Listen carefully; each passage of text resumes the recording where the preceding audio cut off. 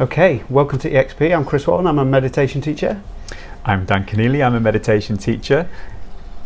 Morning routines. Yes, a big one. So yeah, we have a lot of people. We're bestowing the virtues of morning routines, of meditating in the morning. What's coming up for you around that? Morning routines, I think, is the part of the day when people would most like to get a meditation in. If I'm new to meditation and I'm thinking about what time of day do I think I'll be meditating, most likely it will be the first thing in the morning or right before I go to sleep. So it's really important to understand why meditation in the morning is so good for you and how you can fit it in, what the benefits are, those practicalities surrounding it. Yeah, I think it's fitting it in. That really stood out for me. People are really rushed in the morning a lot of the time, and they think they can't fit it in, and we like to encourage them to value it and to make space for it. Something that's coming up for me is you get in the mornings, some people can feel a bit stressed, anxious. You do get a cortisol shot in the morning, I was reading, and that helps you get up and worry about stuff and get stuff done. So knowing that, I see it as like a palate cleanse. Like you can sort of set a bit of intentions to be with yourself with this meditation, and that sort of clears you off for the day. Palate cleanse is a really nice way of putting a morning meditation. I see people who don't necessarily know the difference between staying in bed for an extra half an hour or meditating for 20 minutes. Yeah. They think, I'd rather stay asleep because surely I get more rest if I'm sleeping. Yeah. But as we know, with some meditation styles, that's not always the case. No. And in actual fact, some meditations, you can rest more deeply than you do when you sleep. Yeah. So it's far more productive to get up to meditate for 20 minutes, which might equate to an hour and a half of sleep, and you're ready to attack the day after that palate cleanse. Yeah, I like that, and it's we can all probably recognise that feeling of like snoozing, hitting the snooze button, and not actually feeling any better. So you can sort of lie in bed for 20 minutes and not feel any better. So like, why not kind of open the curtains? I meditate in bed. I sit on my pillow to like make my back kind of stand up, and a bit of light comes in. I still have my eyes closed, but yeah, why not do that? It's great. In the morning, I'm up. I meditate on the sofa. So I used to meditate in the bedroom, but I find it much more preferable at the moment to meditate on the sofa. Get up, back supported, splash your face, brush your teeth, have a glass of water. Really important not to have any coffee or tea or food before you meditate in the morning, because that starts to activate your bodily systems. And what we're looking to do in meditation is to deactivate. So if you drink coffee and then meditate, you're gonna have some conflict going on internally.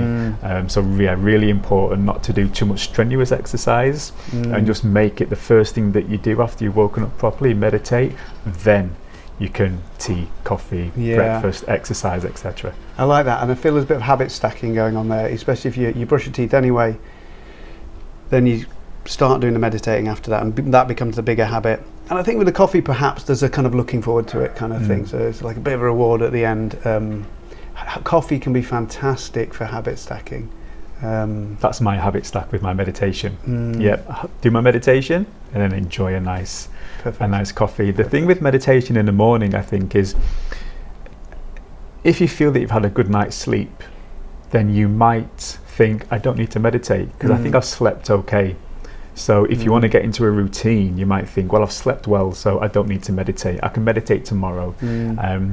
That's not always the case. You know, when we sleep, we often sleep in uncomfortable positions, or we have kind of restless nights even if we're not aware of it, and we can hold tension and stress and fatigue from the night's sleep, and we can hold those tensions from the previous evening as well. So as you say, even if you think you've slept well or had a good night's sleep, meditation, it just really just sets you up for the day, and it energizes you. Who doesn't want to start the day energized?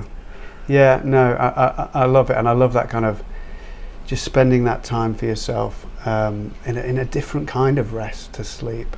I think for a lot of people, when they get up, they'll be on their phones. I know I certainly can end up doing that. And what would you say to people that probably have the time to meditate, but they end up on their phones, and they might have that in the back of the mind that, like, I'm spending too long on my phone, or this is not a good way to start the day? Is there something you'd sort of, a message you'd say to them? Yeah, I would just say wait. You know, the information on your phone is not going to go anywhere. If you think about the effect that information from your phone has on your brain, you know, we're constantly filtering information in our waking states during the day. If you wake up in the morning and the first thing you do is look at your phone, you're instantly just taking in reams of information, you know, reams of colour, reams of stimulation, and you've not fully woken up yet. You know, you're almost shocking your body into action mentally, and I think it's really important for people to wake up in the way that the body's intended to wake up. You know, fitting meditation into a morning routine for most people is straightforward because their routine is fairly consistent during the week. A little bit trickier on the weekends maybe, or if you're, you know, working shift patterns, but typically you know when you're going to wake up every morning, you know your routine, so meditation can slot in. And if you can just hold off using your phone until after your meditation, one, it will give your body a nice ease into the day, but also it will make your meditation less bumpy.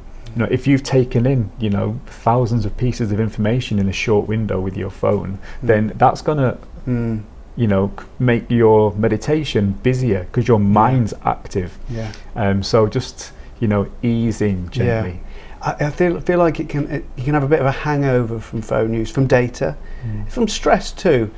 But one way, that way is if you go on your phone, that's just taking more information. It's kind of setting you up for, I need soothing from the world, or I need something externally that I'm taking in. But if you're meditating, it's more like that kind of palate cleanse. You're very much coming from within, getting in touch with yourself and spending that time with yourself. It's a completely different way to start. So I would encourage people to see it like that, and this way is much more intention orientated.